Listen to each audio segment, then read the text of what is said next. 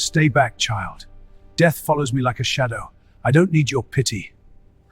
I don't pity you, Alpha King. I can see it, the golden heart still beating inside your chest. Faded, yes. Dying, yes, but not dead. Not yet. Golden heart? Look at me! I'm rotting from the inside. The blight-rot has eaten through my lungs. I can taste my own decay. Whatever you think you see, little one, it's a lie. 5 winters ago, a king threw a woman into the snow because her blood wasn't pure enough. That woman was carrying me. That king watched his son shatter like glass. That king hid behind his walls while enemies burned his kingdom to ash. But I don't see that king anymore. I see a man who's ready to stop running. Then I will stop running. 5 years, you're no.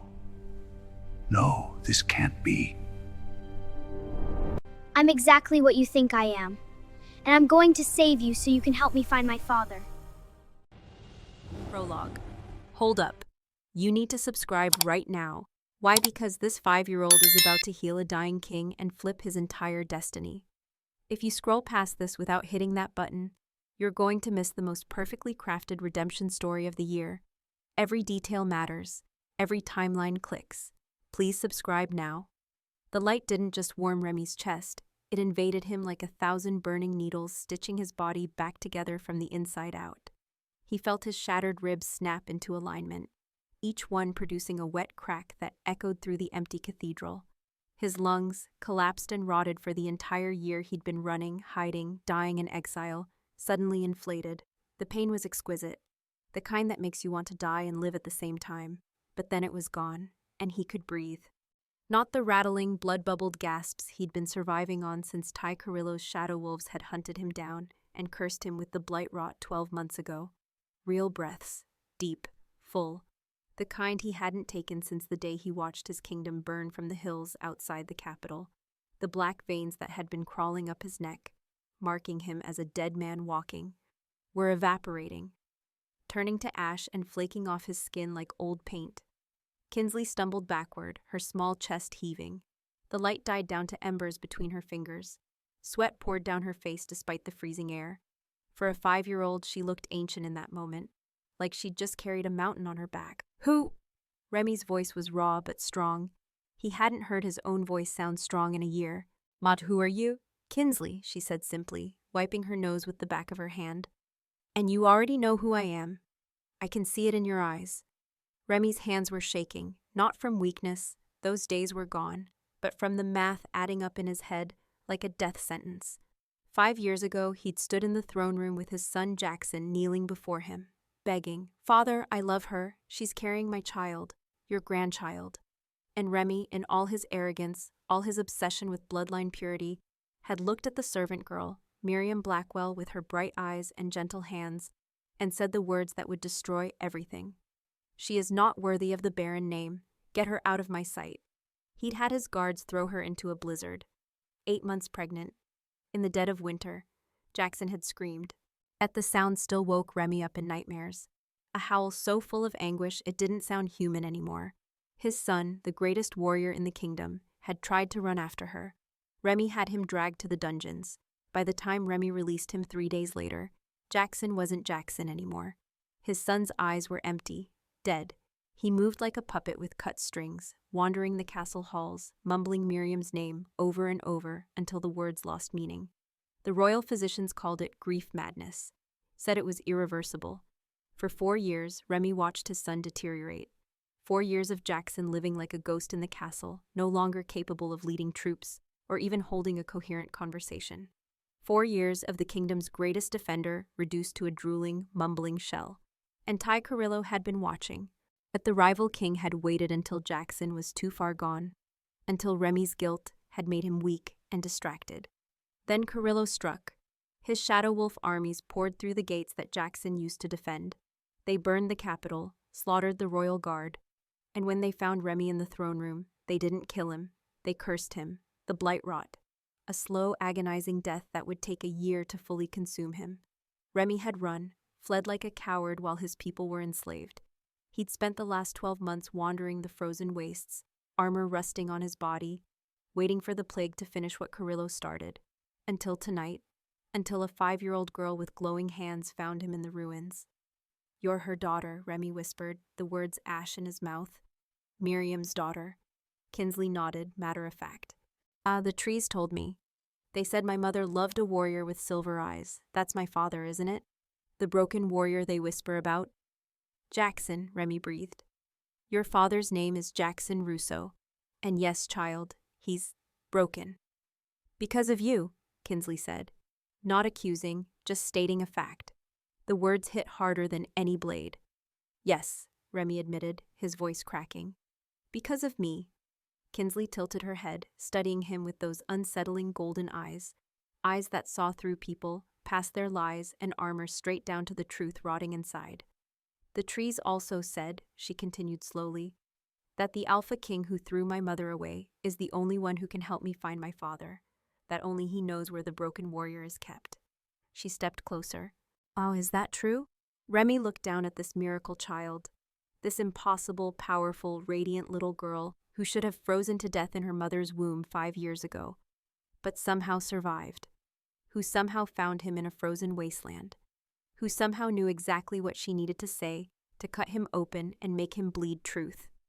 I know where he is, Remy said quietly. Ty Carrillo keeps him in the fighting pits beneath the Black Citadel, uses him as a spectacle, a mad dog for the crowds to laugh at. Kinsley's small face hardened. Then we're going to get him. Child, you don't understand. Don't call me child like I'm stupid, Kinsley snapped with surprising fire. I'm 5. I've been homeless my whole life. I've eaten from gutters and slept in snow and watched bad men do bad things. I'm not scared of a king who plays with broken people. Remy stared at her, this tiny, fierce thing. Your mother, he said carefully. Where is she? Is she? I don't know, Kinsley interrupted, and for the first time her voice wavered. I woke up alone 2 years ago in the Forbidden Forest. No mother, no father, just me and the trees. They taught me to listen, to heal, to survive. Her golden eyes locked onto his. And they told me that when I turned 5, I needed to find the dying Alpha King and save him, because he's the key to everything. 2 years alone, she'd been surviving on her own since she was 3. The shame was a physical weight now, crushing Remy's chest worse than the Blight-rot ever had. I'm going to help you, Remy said, his voice steady for the first time in a year. I'm going to take you to your father, and I'm going to do everything in my power to bring him back from the madness I caused. And my mother? Kinsley pressed. If she's alive, Remy promised, kneeling to meet her eyes. I will find her. I will beg her forgiveness on my knees, and I will spend the rest of my life making this right. Kinsley studied him for a long moment. Then she held out her small, dirt-stained hand. Okay, Alpha King, let's go save my father. Remy took her hand. It was warm and impossibly small in his. 5 years. His granddaughter had been alive for 5 years, and he'd never known. 4 years. His son had been mad for 4 years because of his pride.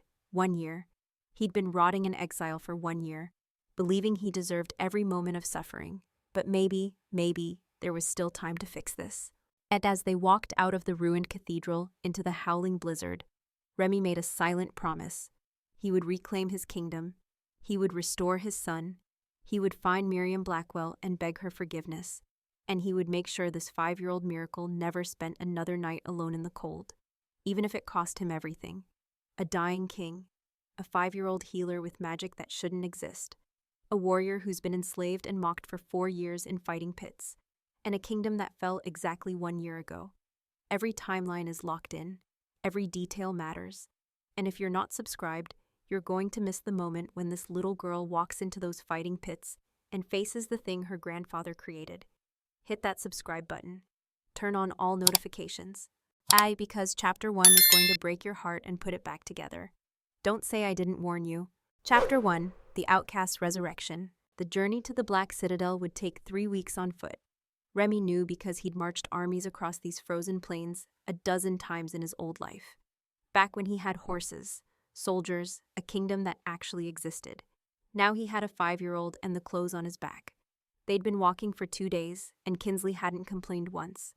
not about the cold that turned their breath to clouds, not about the fact that they were rationing half a loaf of stale bread Remy had stolen from a village, not about her feet, which had to be screaming inside those worn-through shoes. She just walked, humming sometimes, talking to trees when they passed through sparse forests, actually talking to them. "The oak says there's a stream ahead," she'd announced that morning, pointing at a gnarled tree that looked dead. "And the birches say men came through here yesterday. Bad men with shadow smell." Remy had learned not to question it. The girl was never wrong. "How did you survive?" he asked on the third night as they huddled around a pathetic fire in a cave. 2 years alone. You were 3 years old." Kinsley poked at the flames with a stick, her face serious in the flickering light. "The trees taught me, not with words like we use, with feelings. The willow showed me which mushrooms were poison by making my stomach hurt when I touched the bad ones. The pines taught me to dig for roots when I was hungry. The stream taught me to listen for fish." "And the healing?" Remy pressed. "The light in your hands?" She shrugged, still watching the fire. "That was always there. When I got hurt, fell down, I cut myself, broke my arm once climbing, the light would come. It hurt worse than the injury, but then I'd be better." She looked up at him with those ancient eyes trapped in a child's face. "The trees said the light was a gift from my mother, that her blood carried the sun. The silver moon lily bloodline. Miriam had never shown signs of it. The power usually didn't manifest unless the bearer faced mortal danger. She must have used it to survive the blizzard Remy threw her into, used it to keep herself and the baby alive, and passed it to Kinsley." "Do you remember her at all?" Remy asked quietly. Kinsley shook her head. "Just warmth, and a voice singing, but the memories feel like dreams I'm not sure I really had." She tilted her head. "Do you think she's dead?" The question was so blunt it knocked the air from Remy's lungs. "Oh, I don't know," he admitted, "but I've learned not to underestimate the women in my family." "I'm in your family?" Kinsley's eyes widened. The words had slipped out. Remy hadn't planned to tell her, not yet, not until they'd found Jackson and figured out how to even begin explaining this catastrophe. But looking at her hopeful face, he couldn't take it back. "Yes," he said, "your father is my son, which makes you my granddaughter." Kinsley went very still. The fire crackled between them. "You threw my mother away," she said, not angry, just factual. "Yes. You made my father go mad. Yes. You lost your kingdom because of your pride. Each word was a blade. Each word was true." "Yes," Remy whispered. Kinsley studied him for a long time. Then she crawled around the fire and curled up against his side, at her small body radiating heat like a coal. "The trees said you were the key," she murmured, already half asleep. "They said you had to break first before you could be useful. Are you broken enough yet, grandfather?" Remy looked down at this miracle child, this impossible blend of everyone he'd failed, and felt something crack open in his chest. "I think so," he said, wrapping his cloak around her tiny shoulders. "Good," she yawned, "because when we get my father back, you're going to have to say sorry, and it's going to have to be the best sorry in the whole world." She was asleep in seconds. Remy sat there in the cave listening to her breathe and made a decision. They weren't just going to free Jackson. They were going to take back the kingdom. They were going to find Miriam. And Remy was going to spend every remaining day of his life proving that a man could change, that pride could become humility, that arrogance could become wisdom, that a king could become a grandfather. He owed her that much. He owed them all that much. 3 weeks. 3 weeks until they reached the Black Citadel. 3 weeks to figure out how to tell his mad son that the daughter he never knew existed had come to save him. Chapter 2. The Mad Dog of Baron. The fighting pit stank of blood, sweat, and something darker, despair given physical form. Remy and Kinsley crouched in the shadows of the arena's upper levels, watching the crowd scream for violence below. Ty Carrillo had turned the old Baron dungeons into entertainment. Prisoners fought for scraps while nobles laughed and placed bets. The Shadow Wolf King sat in what used to be Remy's throne, looking bored. "Where is he?" Kinsley whispered, her small hand gripping Remy's arm. Remy's throat was so tight he could barely speak. There, in the center pit covered in filth and old scars, a man crouched on all fours like an animal. His silver eyes, once sharp and tactical, were empty, vacant. He had a chain around his neck attached to a post. And he was growling at the corpse of whatever poor soul they'd thrown in with him last. Jackson Russo, the Silver Storm, the kingdom's greatest warrior, reduced to this. That's my father? Kinsley's voice was so small. That's what I made him, Remy said, the words like swallowing glass. A guard kicked Jackson, laughing. Jackson lunged at him with a snarl, but the chain yanked him back. The crowd howled with laughter. Kinsley's hands started glowing before Remy could stop her. No, he hissed, grabbing her wrists. Not yet, too many guards. They'll kill us both before you get close. Then what do we do? Tears were streaming down her face. Remy's mind raced. He'd infiltrated fortresses before, planned sieges, orchestrated ambushes. But this? Getting close to a man who didn't recognize friend from foe anymore? Can you sing? Remy asked suddenly. Kinsley blinked. What? You said the trees taught you. Did they teach you songs? Yes, but Miriam used to sing, Remy interrupted, the memory sharp and painful. Every night in the servants' quarters, Jackson would sneak down just to listen. She had this lullaby, old Northern Reach song. Do you know it? Kinsley's eyes widened. The one about the moon and the wolf? That's the one. That night, they waited until the crowds dispersed and the guards grew lazy. Remy created a distraction, set a storage room on fire, while Kinsley slipped into the pit. She was so small she fit through the drainage grate. Jackson was curled in the corner, mumbling nonsense to himself. Up close, he looked worse. His hair was matted with blood and dirt. His hands were more claw than human. 4 years of this. 4 years of being Ty Carrillo's pet. Kinsley approached slowly, hands out, palms glowing just enough to light the darkness. Jackson's head snapped up. He snarled, baring teeth. Threat, he muttered. Threat, threat, threat. Moon above, wolf below, Kinsley sang softly, her voice clear and pure in the filthy pit. Stars will guide you home. Jackson froze. Through the dark, through the snow, she continued, stepping closer. You'll never walk alone. Jackson's silver eyes focused on her for the first time, really focused, like something deep inside was trying to claw its way back to the surface. Moon, he whispered, the word barely human. That's right, Kinsley encouraged, still singing between words. The moon? Do you remember the moon? Do you remember who used to sing this to you? Jackson's face twisted, confusion, pain, something that might have been memory. Miriam, he breathed. And then he screamed, a sound so full of anguish it echoed through the entire dungeon. Kinsley didn't run. She walked right up to him, placed her small glowing hands on his filth-covered face, and kept singing. The light poured into him like water into a cracked vessel. Not healing his body, that was fine. Healing something deeper. The fractured pieces of his mind that had been scattered for 4 years. Jackson convulsed, gasping, his hands gripping her arms too tight. The memories were coming back all at once. Miriam's face, his father's cruelty, the day he lost everything. I couldn't save her, he sobbed, voice raw. I couldn't, she was pregnant, and I couldn't. I know, Kinsley whispered, pressing her forehead to his. I know because I'm here. I'm what you couldn't save. And I'm your daughter. Jackson went completely still, then he pulled back, staring at her with eyes that were finally clear. You're real? Very real, Kinsley said, smiling through her own tears. And we're getting you out of here. Above them, Remy watched through the grate, his heart shattering and rebuilding itself all at once. His son was coming back.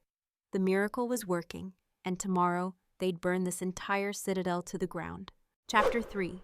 The Trial of the Silver Lily. The Loyalist camp looked more like a graveyard than a resistance. Tattered tents, hollow-eyed soldiers, children with ribs showing through their skin. These were the survivors, the ones who'd fled when Ty Carrillo's shadow wolves burned the kingdom, the ones who'd been waiting a year for their king to return. They weren't exactly thrilled when he showed up with a half-mad son and a 5-year-old. You want us to follow you again? Elder Silas spat, his weathered face twisted in disgust. You led us to ruin once, Baron. Why should we die for you twice? Remy stood in the center of the war tent, feeling the weight of 300 pairs of eyes judging him. Jackson was beside him, still shaky but present, really present for the first time in 4 years. Kinsley stood between them, at her small hand gripping Remy's. You shouldn't, Remy said quietly. I don't deserve your loyalty.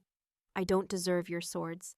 Everything that happened to this kingdom, every burned home, every dead child, that blood is on my hands. The tent went silent. They'd expected excuses, justifications, not this. But she does, Remy continued, placing his hand on Kinsley's shoulder. This child is the granddaughter of your king, the daughter of your greatest warrior, and the heir of Miriam Blackwell. Murmurs rippled through the crowd. The name Miriam carried weight here. She'd been beloved among the common folk, known for her healing touch and kind heart. Miriam Blackwell was a servant, Elder Silas sneered. No noble blood, no. She carried the silver moon lily, Kinsley interrupted, her young voice cutting through the noise like a blade. But my mother's blood holds the sun. And so does mine. She held up her hands. Golden light bloomed between her palms, warm and radiant, pushing back the gloom of the tent. Gasps echoed around them. Impossible, someone whispered. The silver lily died out generations ago, another voice argued. Elder Silas stepped forward, eyes narrowed. Parlor tricks. Any hedge witch can conjure light. If you want our armies, girl, you'll need to prove that power is real. How? Jackson growled, his voice still rough from years of disuse. The protective father was waking up, ready to fight. Silas smiled without warmth. The great well, Ty Carrillo poisoned it with shadow magic when he took the capital. Anyone who drinks from it dies screaming within days. Hundreds have tried to purify it. Priests, mages, healers, all failed. He looked down at Kinsley. Yet if your blood truly carries the sun, cleanse the darkness, give our people clean water again. She's 5, Jackson snarled, stepping forward. Then she's too young to lead an army, Silas shot back. Remy felt Kinsley's hand slip from his. She walked toward the tent entrance, then stopped and looked back. Where is this well? She asked.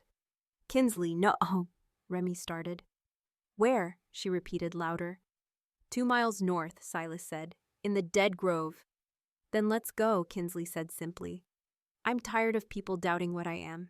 The great well sat in the center of a forest that had once been sacred. Now the trees were blackened husks, their branches twisted into wrong shapes.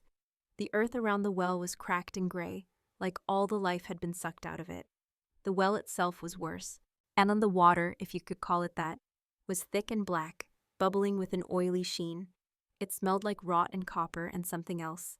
Something that made Remy's newly healed lungs want to collapse again. Shadow magic, Ty Carrillo's specialty. Hundreds of people had gathered, forming a circle around the well, some hopeful, most skeptical, all desperate. Kinsley walked to the edge and peered down into the darkness. The black water seemed to writhe, like it was alive and hungry. Don't touch it, Jackson warned, his hand on her shoulder. If you fall in, I won't fall, Kinsley said. Then she looked up at Remy.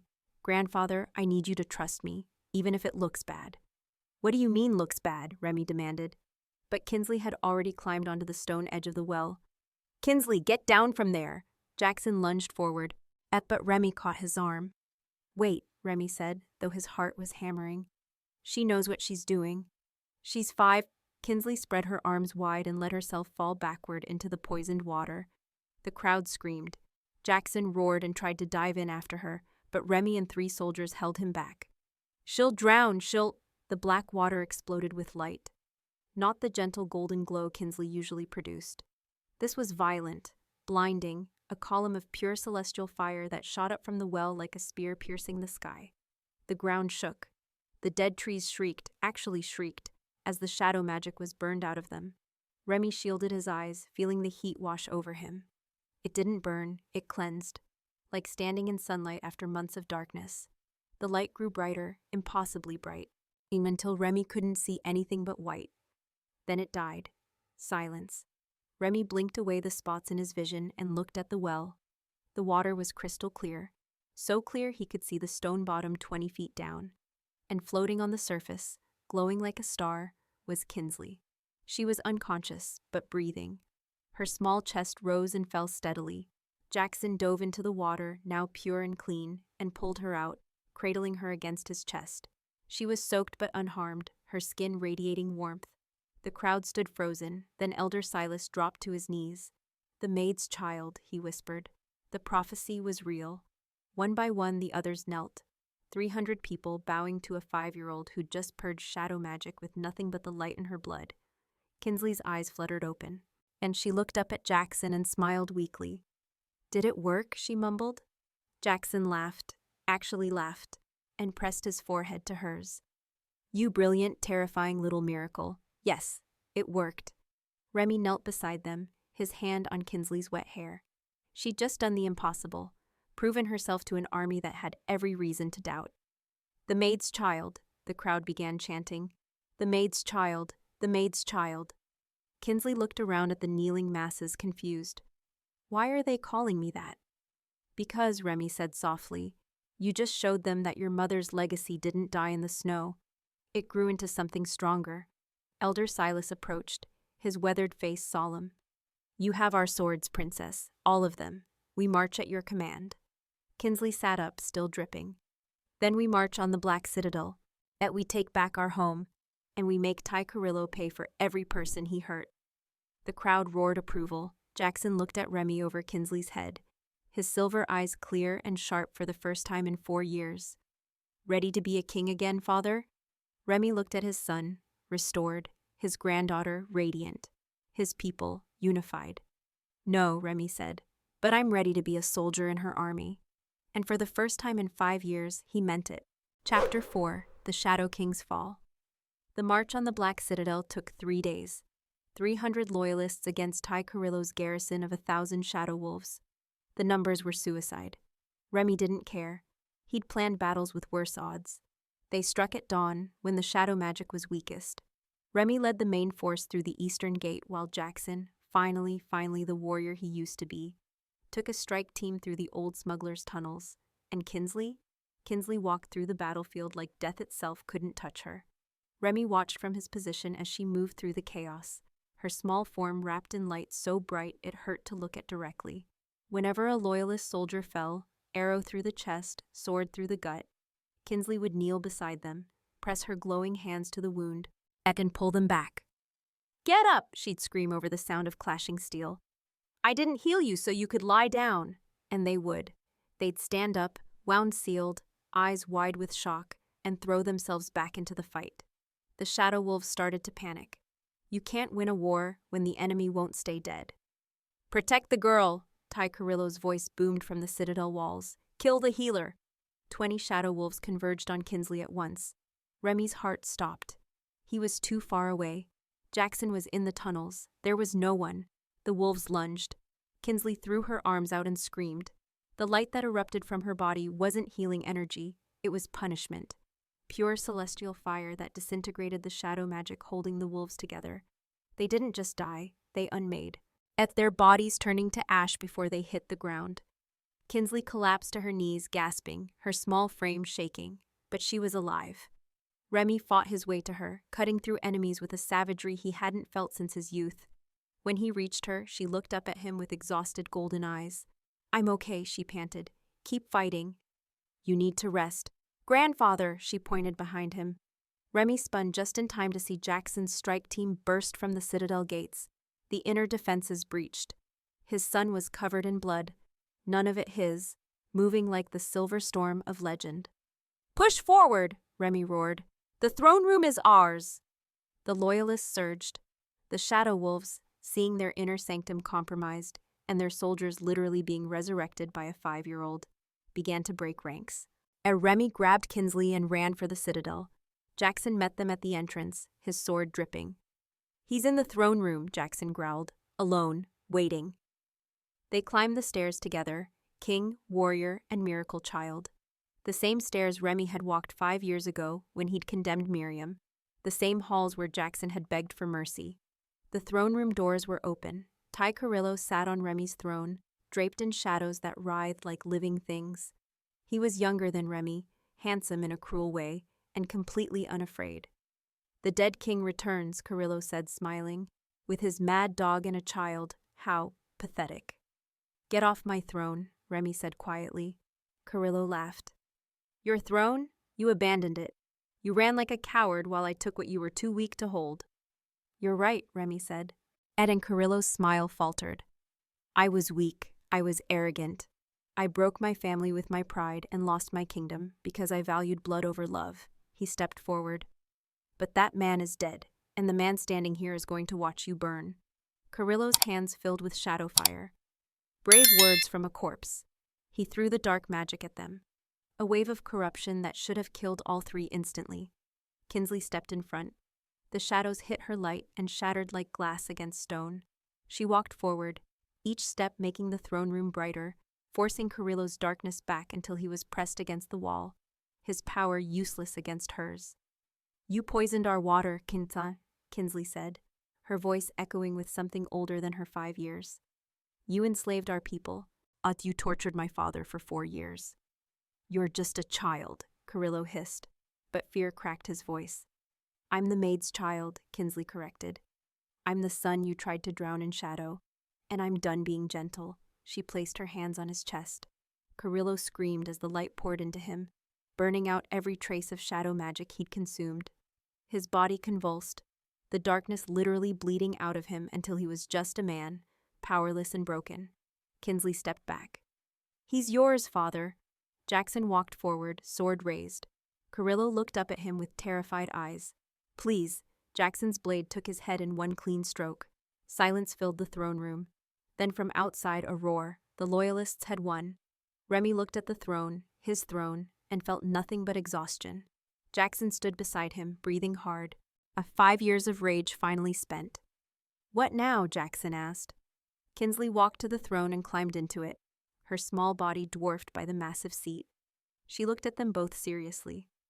"Now," she said, "we find my mother, and you two say sorry, the best sorry in the whole world." Despite everything, Remy laughed. The kingdom was reclaimed. The tyrant was dead. And somehow, impossibly, they had a chance to make things right. Chapter 5. The Prophecy Fulfilled. The throne room was still warm with the aftermath of Kinsley's light when the elder seer entered. She was ancient, easily 100 years old, her body bent like a question mark, but her eyes were sharp as broken glass. She'd been the royal advisor when Remy's father ruled, had witnessed 3 generations of barren kings. She took one look at Ty Carrillo's headless body and nodded approvingly. "About time," she muttered. Then her gaze locked onto Kinsley, sitting in the throne, legs dangling, still catching her breath from the battle. The old woman went completely still. "Impossible," she whispered. Remy stepped forward. "Elder Seer, this is my granddaughter. She—" "I know what she is," the seer interrupted, shuffling closer to Kinsley with shocking speed. "Child, turn your head. Let me see your neck." Kinsley looked confused but obeyed, tilting her head to expose the pale skin of her throat. The seer gasped, and fell to her knees so hard Remy heard bones crack. "What is it?" Jackson demanded, moving to his daughter's side protectively. The seer's withered hand trembled as she pointed at Kinsley's neck. "There. The mark of the silver lily. I haven't seen it in 70 years. Remy leaned closer. There, just below Kinsley's left ear, was a mark he'd assumed was a birthmark. A small silver crescent wrapped around a blooming flower. He'd noticed it before but thought nothing of it. "It's just a birthmark," Jackson said. "It is not," the seer snapped with surprising fire. "Yet the mark only appears on those born of the direct silver lily bloodline, the healers of the Northern Reach who served as queens and protectors for 1,000 years. Her ancient eyes filled with tears. "The last person I saw bearing this mark was Queen Alara Blackwell, Miriam's great-grandmother." The throne room went silent. "Miriam was descended from queens?" Remy breathed. "The highest queens," the seer corrected bitterly. "The Blackwell line ruled the Northern Reach for centuries before the territories were absorbed into barren lands 3 generations ago. They gave up their crowns willingly, choosing to serve as healers rather than rulers." She looked at Remy with disgust sharp enough to draw blood. "And you arrogant fool, called her a common servant girl and threw her into the snow like garbage." Each word was a whip crack. Yet Remy felt Jackson's hand on his shoulder tighten, his son's rage bleeding through. "I didn't know," Remy said weakly. "You didn't care to know," the seer spat. "Miriam was taught to hide her heritage, to live humbly among the people. That was the Blackwell way, to heal in secret, to serve without seeking glory." She turned back to Kinsley. "But this child carries the mark openly. The prophecy said this would happen, that when the kingdom fell to darkness, the true heir would be born bearing the light for all to see." Kinsley touched her neck, confused. "I'm a true heir?" "You are the heir," the seer said firmly. "By blood, you are crown princess of both the Baron and Blackwell lines, the last of the Silver Lily healers. At the bridge between the old world and the new." The loyalist soldiers who'd gathered in the doorway, drawn by the commotion, began dropping to their knees, Word spread like wildfire through the citadel. The true heir lives. The princess has returned. The silver lily blooms again. Kinsley looked overwhelmed, shrinking back into the massive throne. I don't want to be a princess. I just wanted to find my father and my mother and you have every right to those things, the seer said gently, her voice softening. But you also have a birthright, a legacy. Your great-great-grandmother's blood runs in your veins. The people will follow you, not because you demand it, but because you've already shown them what true leadership looks like. She gestured to the battlefield outside. You didn't lead from safety, that you walked among dying soldiers and brought them back. You purified poisoned water. You faced shadow magic and burned it away with nothing but the light in your heart. Kinsley's golden eyes found Remy's. Is she right? Am I really supposed to be this? Remy knelt before the throne, before his granddaughter, and for the first time in his life, felt the full weight of what he'd almost destroyed. This child, this magnificent, impossible child, should have frozen to death in her mother's womb, should have starved in the forbidden forest, should have died a dozen times over. But she survived. She thrived. And now she sat on a throne that was hers by right of blood and by right of deed. You are everything I was too blind to see, Remy said, his voice breaking. Your mother was a queen in all but name, and then I threw her away because I couldn't see past my own pride. But you? He reached up and took her small hand. You are the future this kingdom needs. Not a ruler who demands loyalty through fear, but a leader who earns it through sacrifice. Jackson knelt beside him, his silver eyes wet. You're my daughter, and I don't care if you're a princess or a beggar or anything in between. I'm just grateful you exist. Kinsley looked at them both, her father and grandfather kneeling before her, and something in her face shifted. The scared 5-year-old who'd been surviving alone faded, replaced by something older, wiser, the weight of her bloodline settling onto her small shoulders. Then I accept, she said quietly. But I'm not ruling alone. I'm not making the same mistakes. She looked at the elder seer. Where is my mother? The old woman's expression turned somber. That child is the final piece of the prophecy. The true heir must seek the lost queen in the place where all things end and all things begin. That's not an answer, Jackson growled. The forbidden forest, Remy said suddenly, the pieces clicking together. The heart of it, where Kinsley woke up alone 3 years ago. The seer nodded slowly. Miriam Blackwell has been guarding the kingdom's borders from there, using her healing magic to keep the darkness from spreading further. She's been waiting. For 5 years, she's been waiting for this moment. Kinsley stood on the throne, her small body radiating determination. Then we go now, tonight. I've waited my whole life to meet my mother. I'm not waiting another day. No one argued. The crown princess had spoken. Chapter 6. The Alpha's Blessing. The heart of the forbidden forest was a place where moonlight fell like silver rain, and the trees grew so thick their branches wove together into a cathedral ceiling. Remy felt it the moment they crossed into the sacred grove. The air itself hummed with power. Kinsley ran ahead, her feet sure on the moss-covered ground like she'd walked this path 1,000 times. Maybe she had, in dreams she didn't remember. "Mother!" she called out, her voice echoing. "Mother!" They found her in a clearing where a spring bubbled up from the earth, the water glowing faintly with the same golden light that lived in Kinsley's hands. Miriam Blackwell was exactly as Remy remembered. Dark hair shot through with silver now, worn face still beautiful, eyes that held sorrow and strength in equal measure. She wore simple clothes and a healer's robes, and around her neck was the same silver lily mark that graced Kinsley's skin. She was on her knees in the spring, hands submerged in the water, maintaining whatever spell had been holding back the darkness for 5 years. She looked up at the sound of footsteps, saw Jackson, and broke. "Jackson," she sobbed, rising on shaking legs. You're here? You're whole? I thought they told me you'd gone mad, that you were—" Jackson was already running. He crashed into her with enough force to send them both into the shallow water, holding her like she might disappear if he loosened his grip even slightly.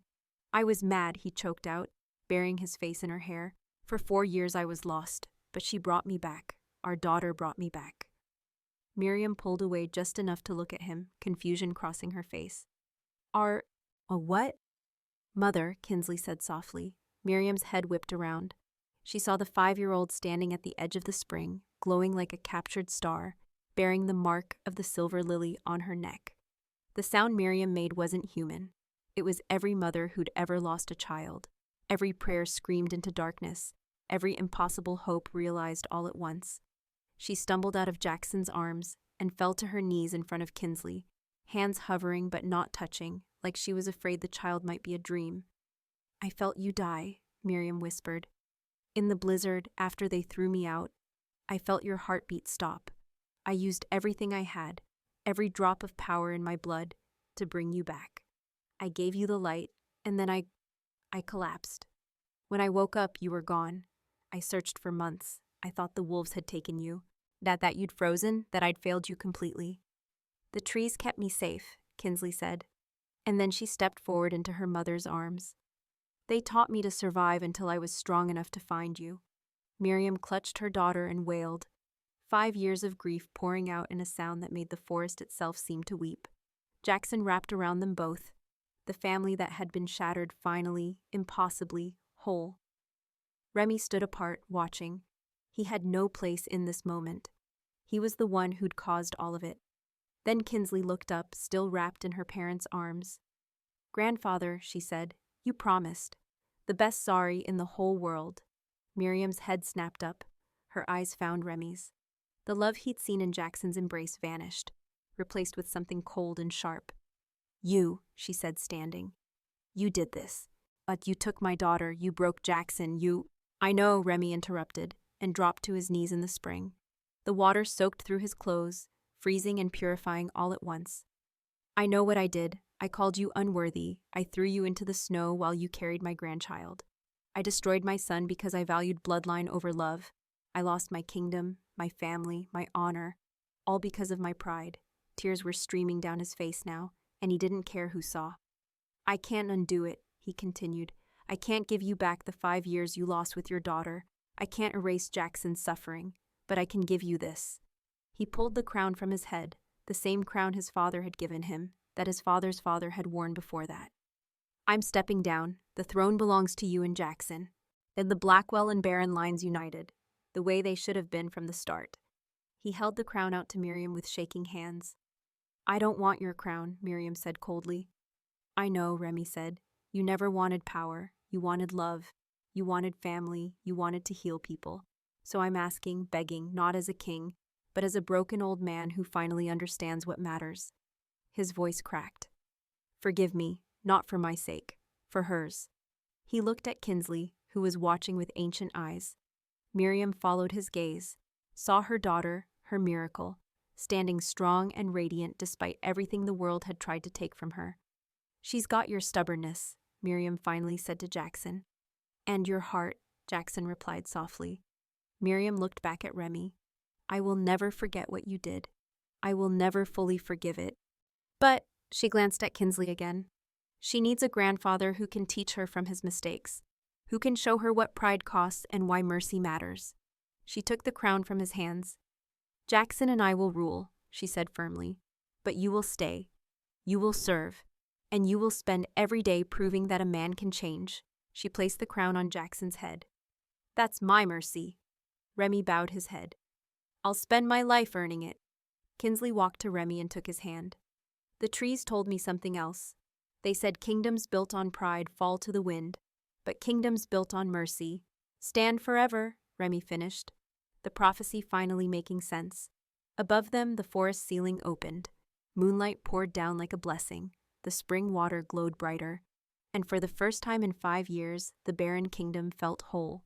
Not because a throne was reclaimed, but because a family was healed. And in the end, Remy finally understood.